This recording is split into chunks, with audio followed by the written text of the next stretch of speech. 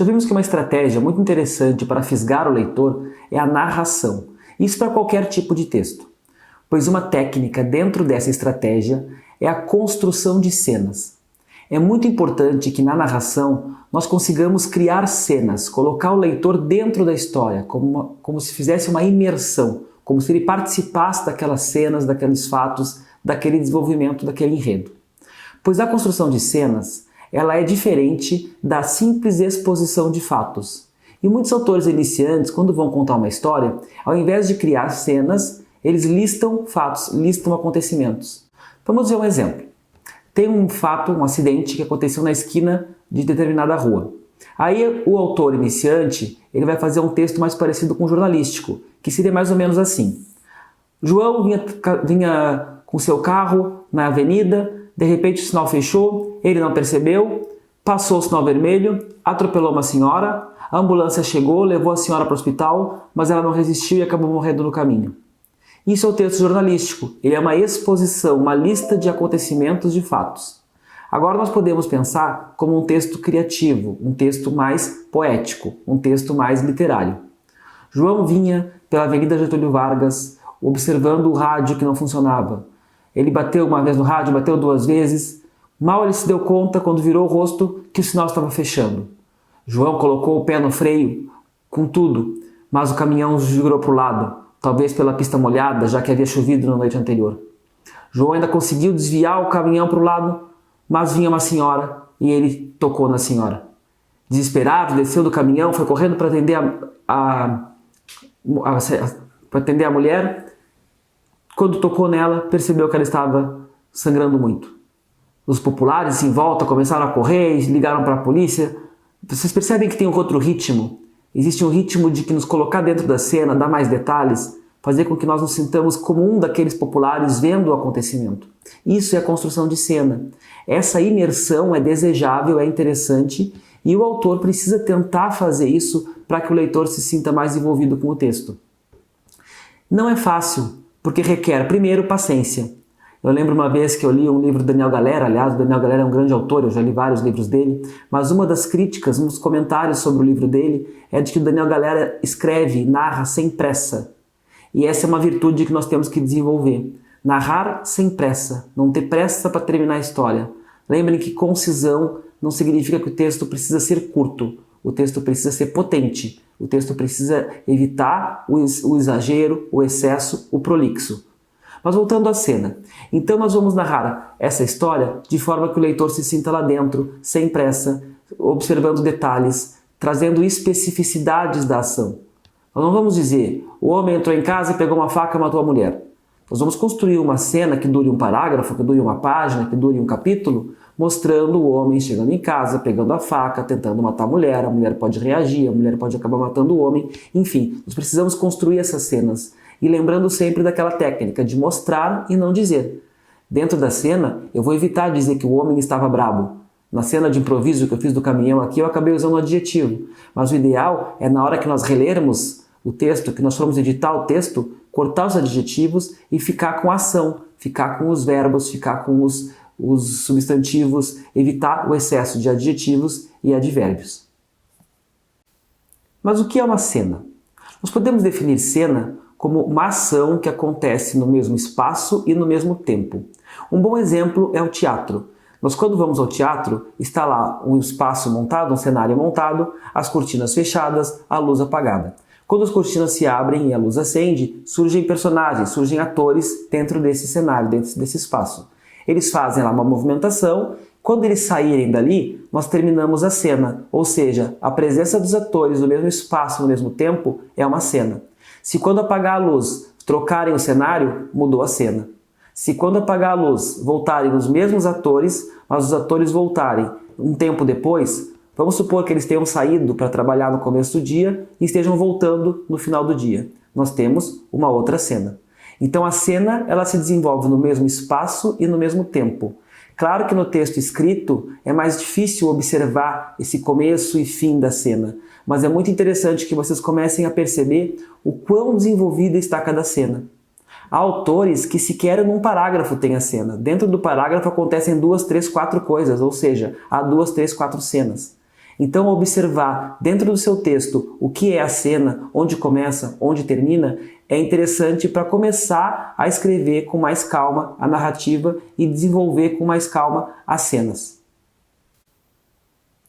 O oposto da cena é o sumário. O sumário é o resumo, a exposição. Então, quando num texto nós temos diversas ações acontecendo no mesmo parágrafo, ou diversas ações acontecendo ao mesmo tempo, nós não temos uma cena, nós temos um sumário, uma exposição.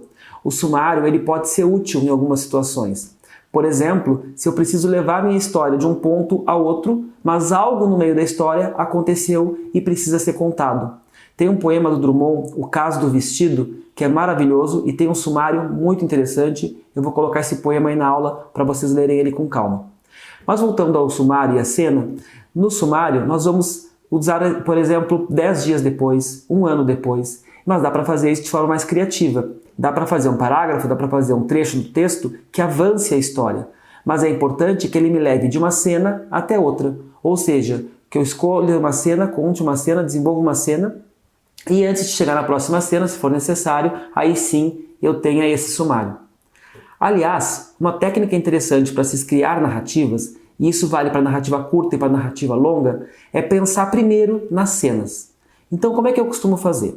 Primeiro eu penso na história que eu quero contar. Eu sempre preciso do começo e do fim. Para mim é importante ter o final estabelecido, decidido. E para chegar naquele final, eu começo a pensar quais cenas são importantes. Que cenas não podem faltar na minha história. E então eu faço uma lista delas. Às vezes, uma cena rende um capítulo. Às vezes, 4, 5 cenas rendem um capítulo. Tem autores como Dan Brown que desenvolvem tão bem a cena que dá 2, 3 capítulos com a mesma cena. Então escolher as cenas é muito importante. Porque não adianta eu querer contar toda a história. Vamos fazer um exercício juntos. Vamos imaginar uma história sobre um fato que aconteceu aqui no Rio Grande do Sul há alguns anos atrás. Havia um ônibus escolar, se eu não me engano a cidade era Erechim, e esse ônibus escolar passava por uma ponte, no rio. E o ônibus caiu. As crianças todas caíram dentro do rio. Um dos meninos salvou 4 crianças. E quando ele foi salvar a 5ª criança, ele acabou morrendo. É uma história bonita, é uma história que renderia uma narrativa longa. Mas como nós vamos contar essa história? Nós vamos contar a história desde que ele nasceu até o dia da sua morte? Não. Nós vamos escolher episódios dessa vida que precisam aparecer na história para contar essa história. O primeiro que nós precisamos contar é o acidente, por óbvio. Os salvamentos, e o ideal é que nós contássemos um salvamento de cada vez. A morte do menino, temos que contar. Aí nós podemos contar a saída do ônibus da escola, é uma possibilidade. Nós podemos colocar uma cena dele quando criança, brincando de herói ou brincando de mergulhar, que tem alguma relação com o que vai acontecer depois. Nós podemos ter um episódio na sala de aula, por exemplo. O menino pode, inclusive, sofrer algum tipo de bullying de alguma criança que ele vai salvar depois. Nós temos que pensar quais as cenas nós vamos contar nessa história. A pior forma de contar essa história é resumir, como eu fiz agora no vídeo, em 1 página, 2 páginas, sem se concentrar em nada. É como um avião. O avião está planando a história, mas ele não desce, ele não nos deixa ver nada. Ou aqueles ônibus de turismo, né? Tem ônibus de turismo que passa tão rápido pelos lugares que a gente mal consegue tirar uma foto. Então, a gente precisa construir uma história em que esse nosso ônibus de turismo ele vai parar, o leitor vai descer, vai olhar a cena com calma, depois ele volta para o ônibus e continua avançando na minha narrativa. Algo importante de se pensar quando nós falamos em cena é como organizar as cenas na linha do tempo da minha história. Nós já vimos que para contar uma narrativa, especialmente uma narrativa longa, o ideal é selecionar quais cenas eu vou desenvolver primeiro. Depois de selecionar essas cenas, existem várias formas de ordená-las dentro da história. A forma mais tradicional, por óbvio, é começar do começo e terminar no fim. Nós temos aí a ordem linear da história. Mas é possível, por exemplo, nós começarmos do fim e depois voltar lá para o começo, uma forma de flashback. Há várias e várias histórias que fazem isso. Nós podemos também começar do meio.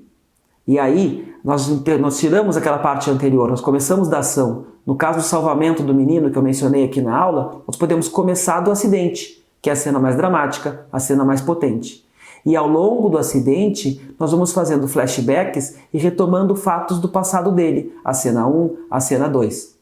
Nós podemos ainda fazer algo que eu acho muito interessante quando funciona, que é começar a história do meio, mas a história ela não vai avançar, ela vai voltar. Então nós temos o acidente, o primeiro capítulo é o acidente, o segundo capítulo é ele na escola, depois eles escolhendo fazer a viagem. Ou seja, vai parecer que é uma história que começou pelo fim e voltou. Mas quando a história chega no capítulo inicial, quando a história chega no tempo em que ela iniciou, ela avança. E isso é muito interessante para o leitor, porque o leitor ele chega no clímax muito rápido, mas o clímax ele é estendido, ele vai gerar novos clímax. Quem faz muito bem isso é o seriado Como Defender um Assassino. O nome tradicional dele é How to Get Away with a Murder. Nesse seriado, a primeira temporada é maravilhosa. Depois, como a gente sabe, os seriados às vezes perdem força. Mas a primeira temporada começa numa cena lá do meio da história, uma cena bastante suspense, com bastante ação. E a gente acha que vai ser a última cena do seriado, né, daquela temporada. E não. Chega no meio da temporada, aquela cena aparece e aquilo desenrola vários acontecimentos posteriores que são mais interessantes ainda. Então, ordenar a cena é uma estratégia, uma técnica que precisa ser pensada, precisa ser consciente. A forma linear é uma forma possível, mas não é a única. Aliás, lembrei agora de uma outra técnica, que é quando a história começa pelo fim e ela vai retrocedendo devagarinho. Aí tem um filme maravilhoso, quem não assistiu precisa assistir, que é o filme Amnésia. No filme Amnésia, o personagem tem amnésia, ele não lembra do que aconteceu no dia anterior. E a história é contada de que forma? O último dia, o penúltimo, o antepenúltimo, ela vai voltando. E esse voltar da história faz com que o leitor consiga entender o que aconteceu naquele último dia. Porque quando a gente assiste, a gente não entende nada. Então é muito interessante essa técnica.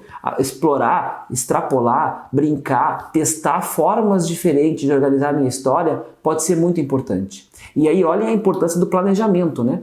Como é que eu vou escrever uma história de 50, 100 páginas e depois que ela está pronta, testar mudar a ordem dos fatos? É muito difícil. Se nós planejamos, se nós colocamos isso ou num organograma, algumas pessoas gostam de colocar post-its, outras gostam de rabiscar num papel. Eu uso o próprio computador, eu faço uma lista, já usei até tabela do Excel para fazer isso. Aí nós podemos ir invertendo. Não, essa aula, esse capítulo ficou melhor aqui, esse capítulo ficou melhor lá. Aliás, é assim que eu monto as aulas, nossos cursos também. Primeiro eu faço uma tabela, faço um planejamento das aulas, depois eu começo a montar as aulas e ali na frente eu posso inverter. Não, essa aula ficaria melhor aqui, essa aula fica melhor no final. Então planejar nos dá mais liberdade para depois montar diferente aquela história. Isso é uma técnica muito usada no cinema, muito usada nos roteiros e que nós podemos absorver e utilizar para a construção de cenas e para a construção de narrativas.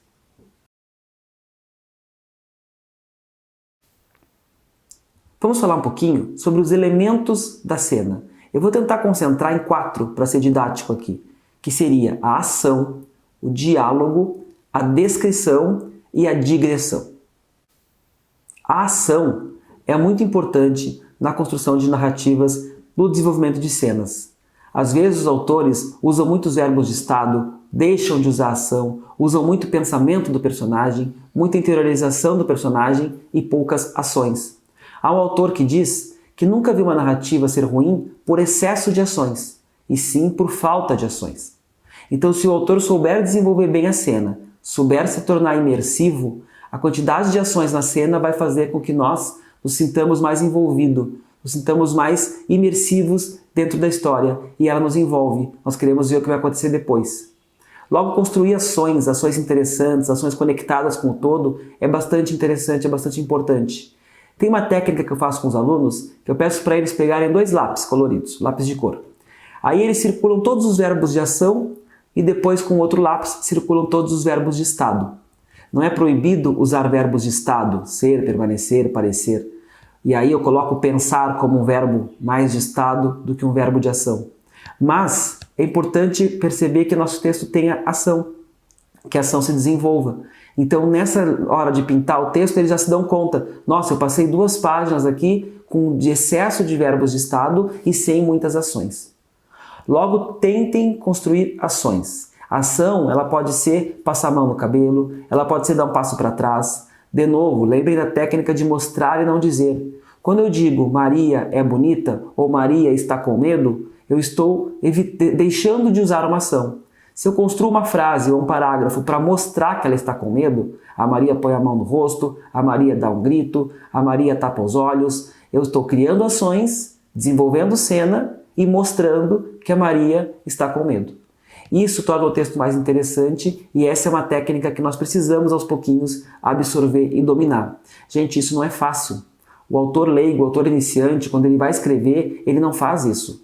Isso é o tipo de coisa que é técnica mesmo. É como alguém precisa nos dizer que isso existe, a gente precisa se dar conta que isso existe, começar a reparar nos textos que nós lemos como é o desenvolvimento de cena, como é o desenvolvimento de ações, e aí aplicar o nosso texto. Então, aplicar ações ao longo da história, sejam grandes ações no planejamento ou pequenas ações que mostrem a característica do personagem, ao invés de dizer, vai ser muito útil para desenvolver cena e tornar o texto mais envolvente. A descrição, ela segue sendo uma técnica importante, um elemento importante na construção de cenas. Claro que nós não vamos ver hoje descrições como aquelas dos textos clássicos, que duravam 1 página, 2 páginas, 3 páginas. Por que será que as descrições elas eram tão extensas naquele tempo? Não existia a imagem, né, gente? E imagina se eu quero contar uma história que aparece uma baleia, como Moby Dick. As pessoas não sabiam que é uma baleia.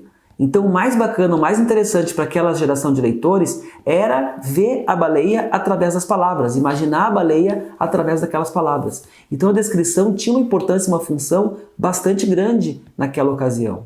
Hoje, se nós mencionamos uma baleia, a pessoa vai no Google, ela tem a imagem de baleia, ela sabe mais ou menos o que significa uma baleia.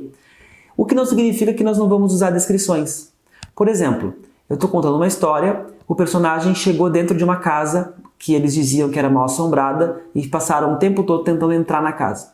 Quando ele entra na casa, o que eu espero do texto? Que o texto me descreva a casa, que o texto me mostre a casa, porque essa casa é uma casa que só existe naquele texto, naquela história. Agora, como que eu vou descrever essa casa? Pode ser da forma clássica, né? A casa tinha o pé direito muito alto, estava cheio de teias de aranha, havia madeira quebrada no chão, enfim, eu posso descrever simplesmente, mas eu também posso criar uma cena, criar uma ação que junto com a descrição vá à ação. Então, ele entra na casa, tropeça numa madeira que estava fora do lugar, pelo susto ele dá um passo para trás, se enreda numa teia de aranha. Eu estou ao mesmo tempo descrevendo e narrando, narrando e descrevendo. Então a descrição ela pode inclusive estar dentro da narrativa, mas pode, se o autor preferir, para organizar o texto, até para dar uma pausa às vezes na ação, usar a descrição como um elemento de cena, a descrição pura, simples e clássica.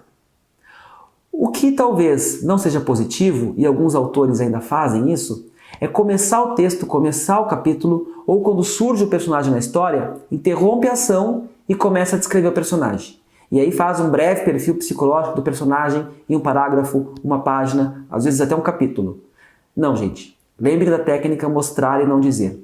O ideal é que o personagem, ele aos poucos seja desenvolvido pela cena, pela ação, pela história. Ainda mais se for um personagem que vai ser importante para a história. Se for um coadjuvante, ainda vá lá. O homem estava na rua, de repente percebeu um sujeito muito estranho. E aí eu vou descrever o sujeito, porque o sujeito só vai aparecer naquele momento. Aí ok. Mas se eu vou desenvolver esse personagem ao longo da história, eu não preciso dizer que ele é alto, que ele é gordo, que ele é baixo, que ele nasceu no ano tal, que ele é enfermeiro, jornalista. Eu posso deixar que isso se desenvolva, que isso apareça ao longo do meu texto. Então a melhor forma de fazer descrição é que a descrição ela seja discreta. Que seja difícil para o leitor perceber, este parágrafo aqui é uma descrição. Até porque muitos leitores pulam, né, algumas descrições. Claro que isso vai variar também de acordo com o gênero de texto que você está escrevendo. Textos de literatura fantástica, por exemplo, usam a descrição como um ponto forte dele. É uma das partes que os leitores mais gostam, as boas descrições, descrições originais, funcionais para o todo. Textos informativos e textos para convencer também podem ter descrições muito pertinentes. O texto informativo, a descrição, ela vai ser fundamental para dar verdade, para levar o leitor para dentro daquela história. Tem uma definição sobre o que é um repórter, que repórter é a pessoa que está no lugar que o espectador, que o leitor gostaria ou deveria ou precisaria estar para entender aquela história. Então, nos colocar dentro do lugar é muito interessante. O Rodrigo Lopes, por exemplo, jornalista, amigo nosso aqui da Zero Hora e que deu alguns cursos na Metamorfose, ele costuma dizer que quando ele vai fazer uma cobertura, quando ele pode, ele leva um telefone e fotografa. Mesmo quando ele não poderia fotografar, ele fotografa discretamente. Para quê? Para depois ele observar os detalhes daquela cena, os detalhes daquele espaço e isso constar no texto dele. É uma técnica interessante de fazer descrições. Talvez, no texto ficcional, nós possamos também escolher um espaço que simbolize o nosso espaço ficcional, ir nesse local e fotografar, olhar detalhes. E na hora de escrever o texto, mencionar alguns desses detalhes. Lembrem, desenvolvimento de cena não pode ser feito com pressa. Mesmo num texto curto como um conto, nós vamos fazer o quê? Nós vamos escolher menos cenas para desenvolver com mais calma cada cena, do que escolher muitas cenas e ser apressados nessas cenas. Então a descrição é uma técnica que ela pode ser muito útil, ela pode ser bem desenvolvida no texto e ela ainda é relevante quando for funcional para o todo da história.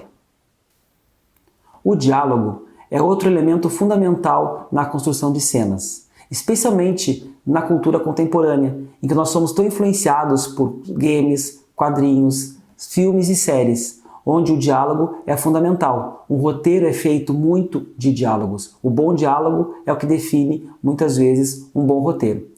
Mas como se constrói diálogos? Primeiro, pensando em termos literários, o diálogo precisa ser fundamental, precisa ser essencial. Nós não podemos usar o diálogo como uma bengala do escritor. O escritor não sabe como desenvolver aquela cena, não sabe como contar aquela história, aí vem um personagem de fora e resume a história para o outro. Isso não é construção de cenas. Isso é fazer uma exposição através de um diálogo. Nós também temos que evitar aquele diálogo que explica o texto para o leitor. Então vem um personagem e diz, como tu está triste, né? Desde que vocês se separaram, tu não é mais a mesma. Essa fala, ela explica algo que o texto poderia ter mostrado numa cena, num flashback. Então o diálogo não pode ser uma bengala, o diálogo não pode ser uma substituição da narração, do desenvolvimento da cena. Mas o diálogo ele pode ser inserido dentro da cena, de forma funcional, porque tem elementos, tem coisas que só o personagem poderia saber, só o personagem poderia dizer, precisa estar na voz do personagem, e aí nós vamos ter o diálogo.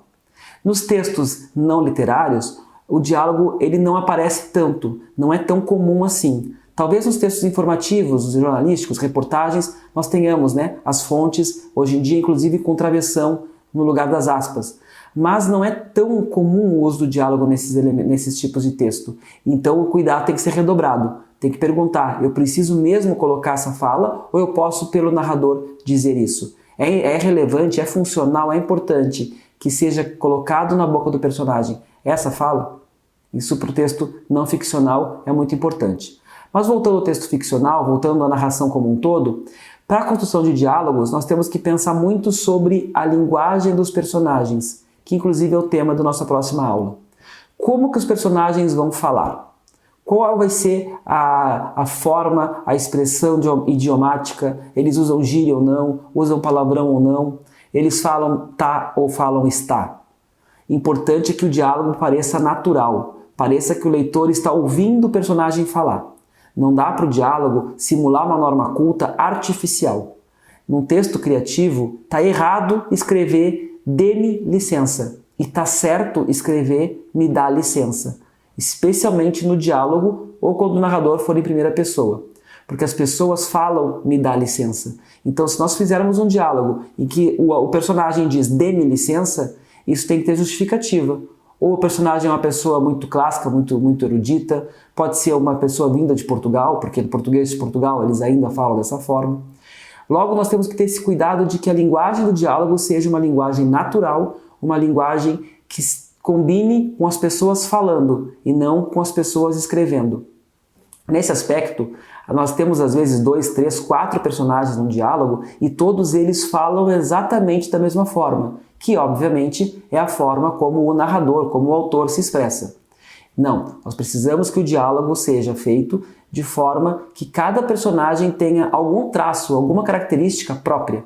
Isso vai fazer com que o diálogo funcione melhor. Isso vai fazer com que o diálogo seja ouvido pelo leitor e não lido pelo leitor. Por fim, nós temos a digressão. A digressão é um elemento da cena próprio do texto literário, do texto criativo. Nós não temos digressão no cinema, nós não temos digressão no seriado. Por quê? Porque a digressão é quando a narração é interrompida, a ação é interrompida, para que o narrador possa fazer algum tipo de comentário. Pode ser uma lembrança, pode ser um comentário ideológico, né? Algum comentário político, pode ser uma reflexão acerca da vida, pode ser uma ironia. Enfim, são várias as possibilidades desse narrador se inserir na história e fazer algum tipo de digressão. A cena está indo, está indo, está indo, o narrador nos deixa em suspenso um pouco, faz a digressão e volta para a cena. Quem faz muito isso, e faz muito bem, é o Saramago. A técnica do diálogo dele, de misturar um pouco o diálogo com narração, é porque no texto de Saramago, diálogo, digressão, ação, descrição, está tudo muito misturado. É difícil para o leitor perceber a diferença, o limite entre um e outro. Isso torna o Saramago um autor difícil, é um autor que exige um leitor experiente, um leitor atento e competente. E ao mesmo tempo, o leitor que consegue entrar naquela construção acha maravilhoso, acha fantástico. Eu gosto muito, por exemplo, do Evangelho segundo Jesus Cristo. É um texto contundente, é um texto muito visual, muito forte e tem muita digressão. O narrador é muito intruso. Então, trabalhar com a digressão pode ser interessante. O problema é o excesso de digressões ou a digressão quando não precisava haver uma digressão.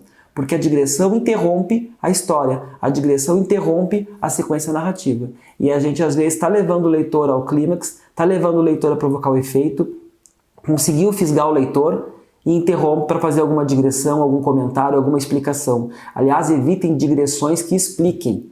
Expliquem o personagem, expliquem o local, expliquem a cena, especialmente se for um texto literário e poético. Por vezes, nos textos informativos, é interessante interromper um pouquinho a história, descrever o local, ambientar o leitor e depois voltar para a narração, voltar para a cena. Enfim, digressão é um elemento útil, um elemento próprio do texto, que não existe, não é comum em outros tipos de mídia, como é o cinema ou o seriado, mas nós temos que ter o cuidado e usar a digressão com parcimônia para evitar que o texto fique muito no estado, muito no narrador e pouco na ação, pouco na cena.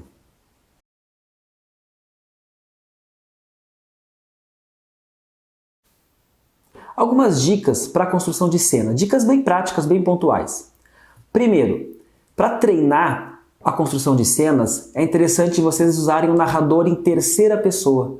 Um narrador que não é o personagem protagonista daquela cena, porque isso vai nos obrigar a fazer com que a história seja desenvolvida, que a ação seja desenvolvida, e não o pensamento, não o interior do personagem. E não vale o narrador em terceira pessoa que está olhando e comentando uma cena. O ideal é um narrador como um narrador câmera, que ele está olhando aquela cena, mas ele não entra na cena, ele não interfere na cena. Ele está simplesmente acompanhando aqueles fatos. Isso vai ser muito útil para a construção de cenas, porque nos obriga a pensar na história como algo externo, a pensar em ações, descrições e evitar tanto o eu pensei, eu achei, eu disse, eu sabia, ou esse outro tipo de elemento que explica e não mostra. Outra dica é evitar adjetivos, advérbios e substantivos que derivam de adjetivos. Por exemplo, ela estava com medo. Nós já falamos sobre isso, a importância de mostrar. Então, os adjetivos, advérbios e esse tipo de substantivo, eles não são proibidos de forma alguma, mas eles, em geral, estão dizendo e não estão mostrando. Então, vale a pena depois de escrever. Lembrem, gente, nada disso é para escrever. A gente escreve e depois a gente revisa, a gente relê, e na hora de reler é que a gente traz todas essas técnicas. Então, na hora de reler o texto, vale a pena observar onde a gente pode tirar um adjetivo, que advérbio a gente pode eliminar, para que o texto fique mais limpo e a ação fique mais fluida. Por fim, uma outra dica é evitar usar o pensou. É possível usar o pensou, em português nós costumamos colocar entre aspas para dizer que o personagem pensou alguma coisa. Só que pensar é o que existe de menos ação, o que existe de menos narrativo, desenvolvimento de cena. Por quê? Porque nós estamos entregando tudo que o personagem pensou, ao invés de fazer uma cena, fazer uma ação em que ele coloque em prática aquilo que ele pensou. Então, quando possível, tirem fora o pensamento e transformem isso numa ação, mesmo que uma ação mínima. O personagem pensou em estrangular o motorista do ônibus. A gente não vai fazer esse pensou. O personagem vai levantar agarrar com força no ferrinho ali do ônibus, olhar com uma cara de raiva para o motorista, olhar com olhar fulminante para o motorista e vai sentar de novo. Ou ele vai lá e vai esganar o motorista. Então não precisa colocar o pensou. O pensou fica subentendido, fica no subtexto.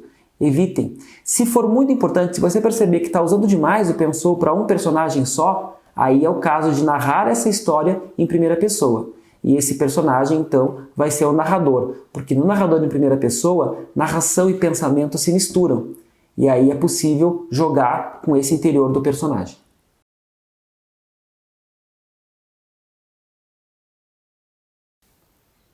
Outro conceito interessante para nós falarmos, quando nós falamos em cena, é a importância da surpresa. A surpresa é crucial numa história. Nós já falamos bastante de que nós não devemos dizer, nós devemos mostrar. E agora nós vamos dar um passo além. Em alguns gêneros de texto, em alguns momentos, nós não devemos sequer mostrar, nós devemos esconder. E ir revelando, mostrando aos poucos, para gerar subtexto, para gerar interesse no leitor, para manter o leitor curioso e atento na nossa história. Então saber jogar com a surpresa é uma técnica interessantíssima, especialmente em narrativas, sejam elas curtas ou longas. Mas narrativa longa é vital para que o leitor continue conosco, continue atento na nossa história. Para fazer a surpresa, nós podemos usar elementos como o mistério e o suspense. Qual a diferença do mistério e do suspense? O mistério responde à pergunta: como será que isso aconteceu? Por exemplo, começa uma história, tem uma pessoa morta, então nós não temos suspense, a pessoa já morreu, mas ela está morta de uma forma curiosa, e aí nós vamos ter o mistério de como aconteceu aquela morte. Aqui nós entramos muito no Sherlock Holmes, né, que trabalha muito dessa forma. Depois nós temos o suspense. O suspense é o que será que vai acontecer agora. É aquele texto que nos deixa o tempo todo com o coração na mão, em suspense, para saber o que vai acontecer na sequência. O Stieg Larsson, autor sueco da série Millennium, ele é muito bom na construção de suspenses. É aquele livro que a gente começa a ler e a gente não consegue parar, porque a gente quer saber o que vai acontecer no dia seguinte, na hora seguinte, no capítulo seguinte. Então o suspense e o mistério são duas formas de se manter a surpresa, de se manter o interesse do leitor. Como na prática a gente pode usar a surpresa na nossa história? O mais importante é que se a gente fez um planejamento, a gente sabe o que vai acontecer na história, a gente sabe quais são os turning points, ou seja, as viradas, quais são os elementos surpresa. Nós podemos ter uma história de um personagem aparentemente tranquilo, um ótimo funcionário, uma pessoa calma, um bom vizinho, e que ele tem escondido em algum lugar da casa dele um cemitério de passarinhos. Ele caça passarinhos na rua, mata os passarinhos e coloca lá na casa dele. Bem, esse nosso personagem, ele não vai, no nosso primeiro capítulo não vai ser ele matando um passarinho. O nosso primeiro capítulo vai ser o personagem no dia a dia, mostrando ele como uma pessoa aparentemente normal, um bom vizinho, um bom funcionário, uma pessoa. A gente vai criar empatia com o personagem. Lá pelo segundo capítulo, se for um conto lá pelo segundo parágrafo, nós vamos perceber que ele olha com raiva para um passarinho piando. Opa, nós temos alguma coisa aqui, esse personagem agiu de uma forma não previsível. Nós temos um conflito, a história começou a nos pegar. Até que nós vamos perceber que ele vai caçar um passarinho. Ele pode não conseguir pegar ainda o passarinho, ele vai caçar. Ué, por que ele caçou um passarinho? Será que ele ficou tão brabo assim com esse passarinho piando? Adiante nós vamos perceber que ele pega o passarinho. E ele tem prazer em pegar o passarinho. E lá no final de tudo, nós vamos perceber que aquilo que ele fez, ele não fez a primeira vez, que ele tem o hábito de pegar passarinhos, matar e levar por esse cemitério de passarinhos na casa dele, que é algo extremamente perturbador.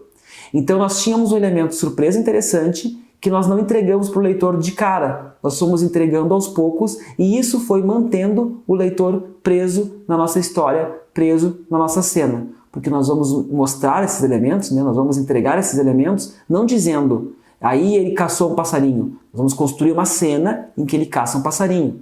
Então ele sentiu prazer nisso. Vamos construir uma cena que mostre ele sentindo prazer nesse tipo de ação. Então lidar com a surpresa, lidar com os elementos de surpresa, seja mistério ou suspense, vai ser muito útil para manter o interesse do leitor, para fisgar o leitor e tornar a nossa história mais envolvente e mais interessante.